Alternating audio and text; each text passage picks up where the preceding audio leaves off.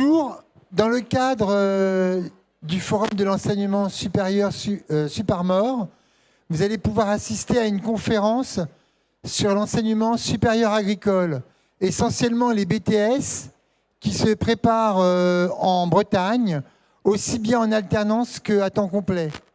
Voilà, je laisse la parole. Et puis également, on pourra ensuite parler d'autres formations supérieures.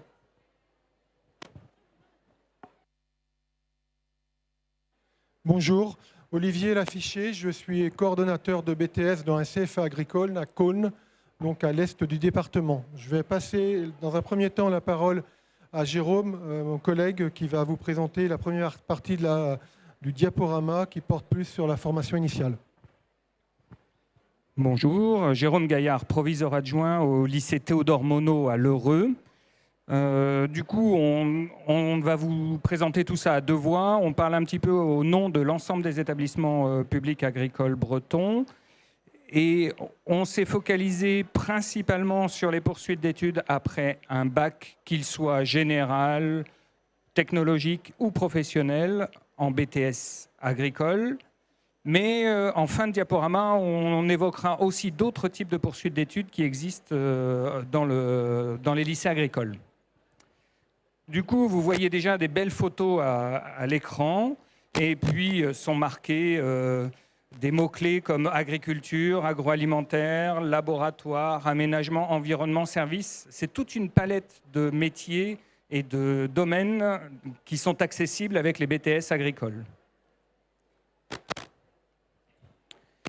Alors, avant toute chose, et pour recentrer, le BTS agricole, ça veut dire brevet de technicien supérieur.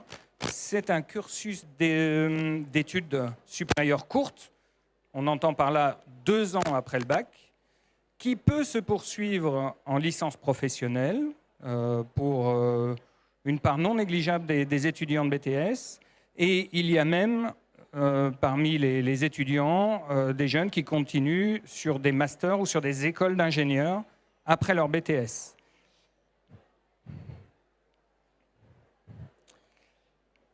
Bien sûr, brevet de technicien supérieur, ça a une forte dimension professionnelle, qu'il soit en formation scolaire ou en formation par apprentissage. Et là, vous voyez que dans les deux modes coexistent. D'ailleurs, de plus en plus dans les établissements, les deux modes sont proposés. Le choix, on va vous expliquer ça un petit peu plus tard. Dans tous les cas, le scolaire s'appuie sur des semaines de stage de 12 à 16 au cours des 2 années, et en fonction des BTS, alors qu'évidemment, l'apprentissage s'appuie sur une alternance entre le centre de formation des apprentis, CFA, et l'entreprise. 2/3 des enseignements que vous faites dans un BTS agricole sont technologiques et professionnels.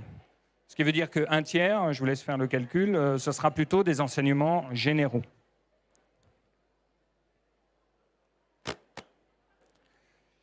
Vous rentrez en BTS, une vraie spécificité, c'est que vous rentrez dans une classe. Donc une classe de BTS, ce sont des effectifs réduits. On dépasse rarement 32 élèves dans une seule classe. Donc ça donne une ambiance de classe, et ça donne du coup une proximité de l'équipe pédagogique, des accompagnements, un rythme qui va être assez rassurant de ce point de vue-là, dans l'organisation personnelle de l'étudiant. Mais ça a beau être une classe, vous avez bien un statut étudiant quand vous êtes en BTS agricole.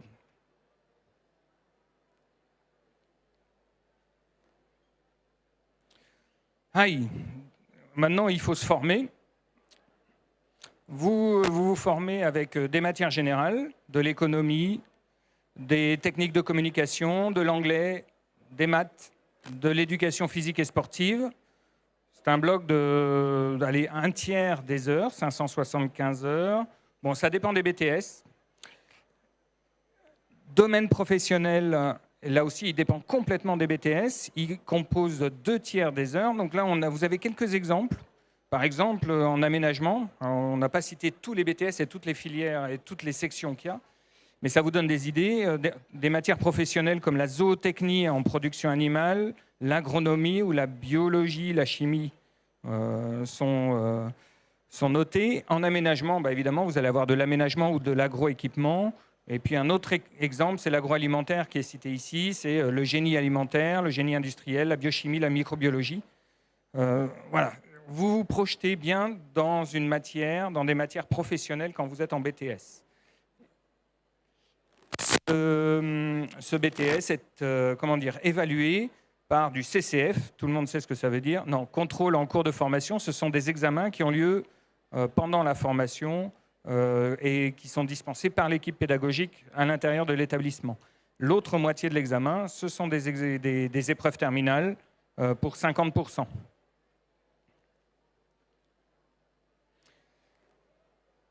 Alors, il y a quelque chose que j'ai déjà dit en tout début, puis on se permet d'insister là-dessus, c'est que le BTS, ce n'est pas réservé à un type de bachelier, c'est bien disponible pour l'ensemble des bacheliers, qu'ils soient professionnels, qu'ils soient technologiques, par exemple les STAV, mais pas que. Je sais que des BTS peuvent recruter des STMG, ça arrive, ou bien des STL. Et puis évidemment, les bacs généraux, ils ont toute leur place en BTS en fonction de leur projet professionnel. Ça permet du bac général où on est en classe de se connecter au terrain et d'aller apprendre des gestes professionnels. Donc c'est quelque chose qui recrute certains BTS plus que d'autres, qui recrutent vraiment des bacs généraux. On l'a dit, de nombreux métiers, regardez les photos, elles parlent. Forcément, on est en BTS A, donc vous voyez apparaître un tracteur ou des vaches, puisque c'est BTS production agricole, mais pas que. Il y a bien d'autres métiers qui se cachent derrière les BTS qui sont proposés par l'enseignement agricole. Il y a l'environnement, par exemple, le BTS GPN, le laboratoire, l'aménagement, la transformation alimentaire, les services. Donc, vous avez une large palette. Donc, pour venir découvrir toute cette palette, ou si vous avez des envies, n'hésitez pas à venir nous voir.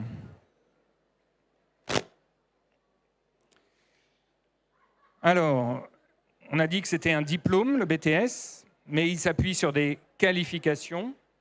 Et un technicien supérieur, ça c'est concevoir, conduire, conseiller. Ça, c'est aussi gérer les moyens techniques. Donc, autant vous dire que vous avez des matières comme l'économie-gestion. Ça, c'est gérer les ressources humaines. Un BTS, ça se prédestine à être chef d'équipe. Et ça, c'est conduire des projets aussi. Donc, c'est de l'innovation dans les entreprises avec les BTS. On vous a mis quelques idées de métiers. Alors, on a mis en gros production, parce qu'avant tout, un BTS en agroalimentaire, par exemple, hein, c'est un exemple parmi d'autres, avant tout, il est chef d'équipe en production, ou il peut même devenir responsable d'unité. Mais vous voyez, gravitent autour de cette fonction de nombreuses autres possibilités, de la recherche et développement, de l'entretien-maintenance, du marketing-vente, du travail en laboratoire, du travail de qualité ou encore de l'approvisionnement et des expéditions. Une vraie grosse palette de métiers sont disponibles à la suite d'un BTS. J'ai un deuxième exemple, forcément en agriculture, toujours production au centre, par exemple responsable d'élevage ou exploitant agricole, et tous les métiers qui gravitent autour de la production, l'approvisionnement, la collecte, l'appui économique ou l'appui technique. Tous ces métiers-là, aujourd'hui, en Bretagne, recrutent au REU. On reçoit plusieurs offres d'emploi par semaine pour les BTS en production. Donc, il n'y a pas de souci d'insertion professionnelle après un BTS. Qu'il soit en formation scolaire ou en formation par apprentissage, qu'on va vous détailler tout de suite. Donc, quelques particularités liées à l'apprentissage. Donc, si vous choisissez de faire un BTS par apprentissage, vous ferez une formation donc sur 2 ans, comme tout BTS. Et l'ordre de grandeur, vous aurez 1400 heures de formation, 20 semaines par an, ce qui veut dire que sur 52 semaines, vous serez 32 semaines en entreprise auxquelles on va retirer 5 semaines de congé. Donc vous aurez un statut de salarié et donc une rémunération. J'en reparlais. Quelque chose qui va être important, c'est le lien avec l'entreprise et le lieu d'apprentissage. Donc, des outils de liaison spécifiques sont mis en place qui permettent de faire le lien entre le CFA et l'entreprise. Enfin, beaucoup de visites et sur des choses pluridisciplinaires. Et enfin, vous pourrez individualiser votre parcours en fonction de l'entreprise que vous aurez choisie. Vous aurez aussi, bien sûr, un accompagnement de la part des formateurs du CFA. Donc, si vous êtes apprenti, vous allez être à la fois salarié, vous allez avoir à la fois un statut de salarié et d'étudiant. Vous allez avoir un CDD qui fera entre 1 an et 2 ans. C'est un contrat de travail. En règle générale, 2 ans. Vous aurez une période d'essai de 45 jours en entreprise et vous serez sur un contrat de 35 heures, à la fois au CFA et en entreprise. Donc un changement de statut important par rapport au statut scolaire. Il faut bien comprendre ça. Enfin, vous aurez une rémunération, je vais présenter quelques cas tout à l'heure, liée à votre âge et au temps que vous avez passé dans l'entreprise. Enfin, votre rémunération dépendra aussi de la convention collective du secteur d'activité dans lequel vous travaillez. Donc il y a des spécificités, par exemple, suivant les départements. La rémunération, je n'ai pas mis tous les cas, j'ai mis les plus fréquents. En première année, vous aurez en règle générale entre 18 et 20 ans, vous serez payé 43% du SMIC, un peu plus de 600 €. Et donc, en fonction de votre âge, vous voyez, ça évoluera.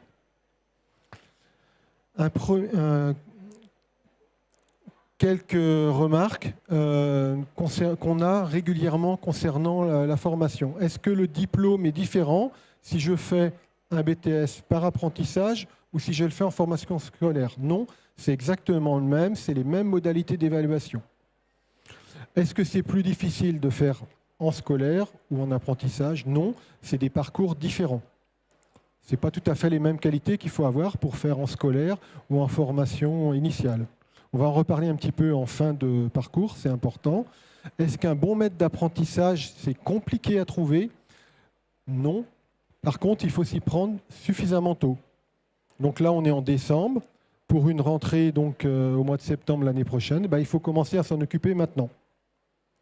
Petite particularité liée au Covid, il y a des aides pour les entreprises spécifiques au Covid et il faut savoir que ces aides sont valables jusqu'à fin juin. Donc, si on veut se faciliter les choses, on cherche une entreprise et on signe le contrat avant fin juin 2022. Voilà. Je rentre en septembre, j'ai prévu de rentrer, le CFA m'avait accepté et finalement, mon employeur, j'avais signé, puis finalement, ça ne se fait pas. Est-ce que ma formation est perdue? Non. Vous avez 3 mois pour retrouver un employeur. Et vous bénéficiez d'une protection sociale. Alors, quelle démarche maintenant si on veut se former? Donc, vous connaissez Parcoursup. Donc, vous suivez la procédure Parcoursup. Concernant la recherche d'une entreprise, le bon conseil qu'on peut vous donner, si vous souhaitez travailler par apprentissage, c'est de bien réfléchir avant de rechercher vos entreprises. De ne pas y aller, je dirais, les mains dans les poches. Et donc, préparez votre entretien téléphonique. Et ça veut dire quoi? Ça veut dire préparez aussi l'entretien que vous aurez dans l'entreprise. Donc, pensez à avoir une lettre de motivation à jour, un CV, être clair sur l'entreprise qu'on recherche. Si je veux travailler dans l'agroalimentaire, quel type d'entreprise je recherche? Si je veux travailler en production, quel type d'entreprise agricole je recherche? Qu'est-ce que je sais faire? Qu'est-ce que je ne sais pas faire? Un apprenti, les mots ont un sens, peut ne rien savoir du métier. Il faut juste être très clair vis-à-vis de l'employeur, ce que je sais faire, ce que je ne sais pas faire. Bien indiquer donc les compétences que vous avez déjà et puis celles que vous recherchez. Et enfin, exprimer vos souhaits en termes de poste, d'évolution, ce que vous recherchez dans l'entreprise. Pour ça, les CFA, les formateurs des CFA peuvent vous accompagner. Donc je vous encourage à participer aux portes ouvertes des différents CFA de façon à échanger avec les équipes pédagogiques et à réfléchir à votre projet et à prendre conseil.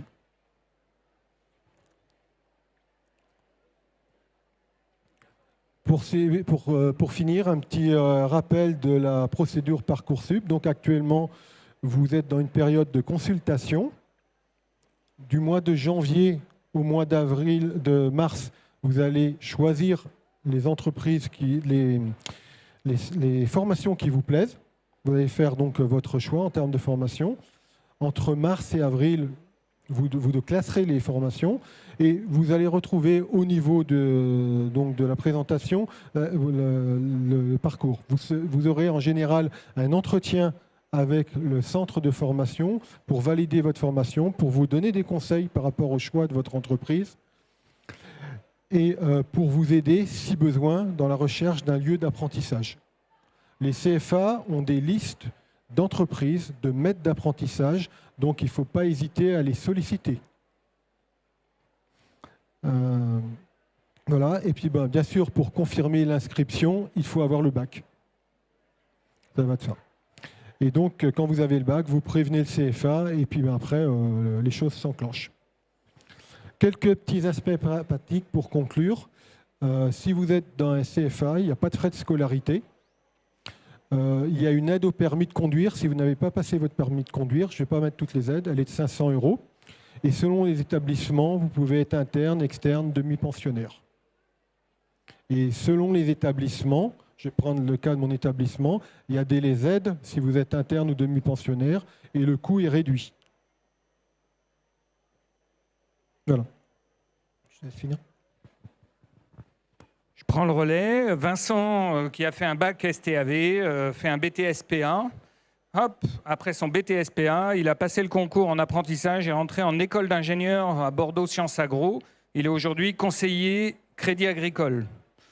Pauline, elle a fait un bac S, alors c'est l'ancienne mouture, on pourrait dire SVT physique et maths complémentaires.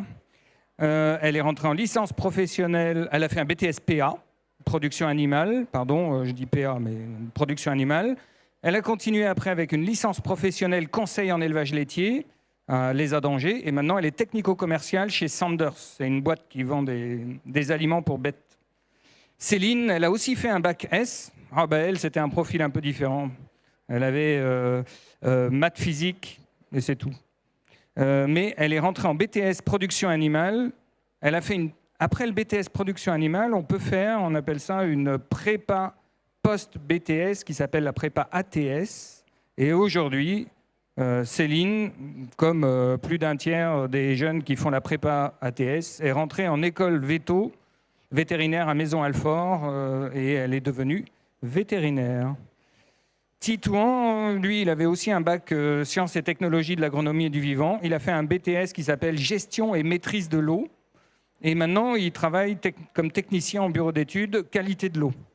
Et puis, un dernier exemple, Clément, lui, il a fait un bac pro qui s'appelle travaux paysagers. Alors, c'est une ancienne mouture, maintenant ça s'appelle aménagement paysager. Il a fait un BTS aménagement paysager et il complète sa formation avec un CS, certificat de spécialisation, golf et terrain sportif.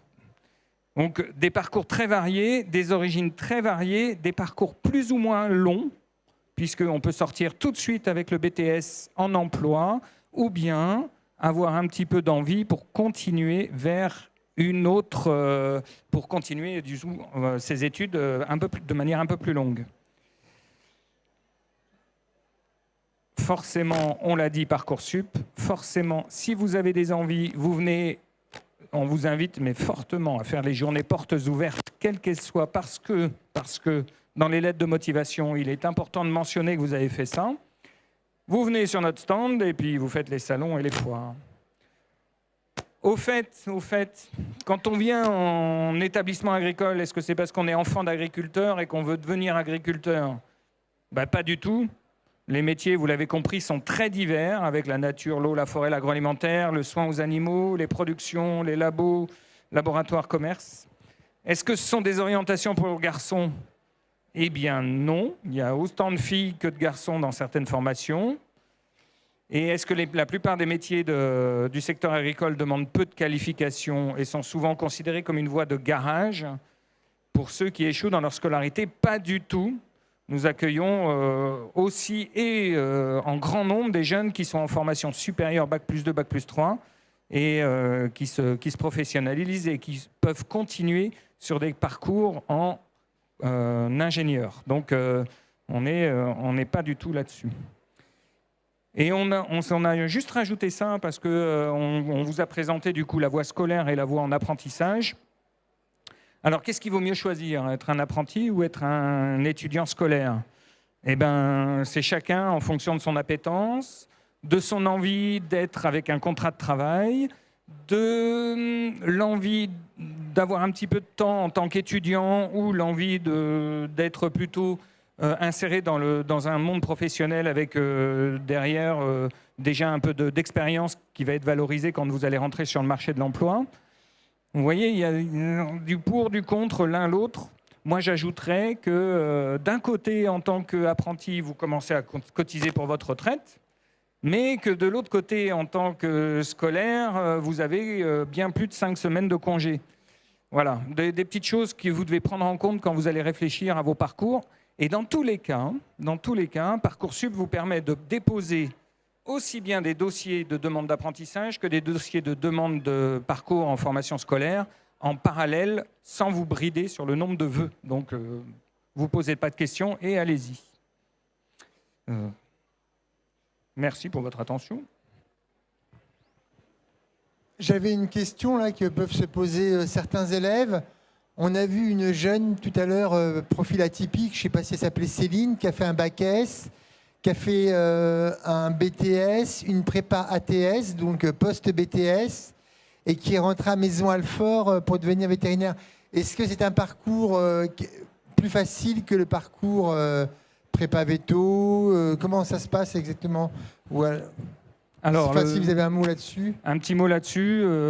Ce parcours, il est un petit peu plus facile parce qu'on dilue sur 3 ans un ensemble de contenus pour préparer l'entrée à veto, alors que quand on prend une prépa veto qui s'appelle la BCPST, on travaille de manière très intense sur 2 ans et il y a une assez forte sélection à l'entrée à la prépa veto, enfin la prépa BCPST. Donc, dans tous les cas, une jeune ou un jeune qui a un profil, qui a une envie de devenir veto, le conseil dans Parcoursup, il est clair, il est de regarder les 2 filières, de déposer des dossiers aussi bien en BCPST avec un parcours en 2 ans qu'avec un BTSPA. D'ailleurs, on peut faire aussi un IUT biologie qui peut amener aussi sur cette prépa ATS. Donc voilà, multipliez les parcours déposés dans Parcoursup et faites votre choix au moment de fin mai, quand vous allez avoir des propositions oui. C'est tout ce qu'on vous souhaite. On vous remercie. Merci beaucoup. Et puis, merci. Merci encore.